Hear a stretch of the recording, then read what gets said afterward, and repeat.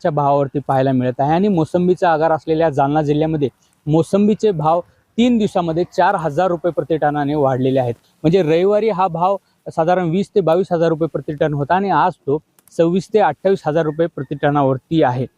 खरं तर उत्तरेकडील राज्यामध्ये जसं दिल्ली असेल, उत्तर प्रदेश असेल किंवा राजस्थान असेल किंवा गुजरात असेल, या सगळ्या राज्यांमध्ये जालन्यातील मोसंबी प्रसिद्ध आहे। इथून ती मोठ्या प्रमाणावरती जात असते आणि मधल्या काळात थंडीमुळे वाहतूक काहीशी मंदावलेली होती, बाजार देखील ठप्प होता। त्याचा कुठेतरी नकारात्मक परिणाम या मार्केटवरती होता आणि भाव काही वाढत नव्हते, त्यामुळे शेतकऱ्यांना याचा मोठा फटका बसलेला होता। आता आशा आहे की जशी जशी थंडी ओसरेल तसा हा भाव अधिक वाढू शकेल। काही तज्ञ देखील आता अंदाज वर्तवत आहेत की मृगबहाराची ही मोसंबीचा भाव येत्या काही दिवसांमध्ये आणखी वाढू शकतो। खरं तर सोयाबीन किंवा कापसासारखा याचा स्टॉक होऊ शकत नाही, त्याच्यामुळे यापूर्वी थंडीच्या काळामध्ये शेतकऱ्यांना हा नाईलाज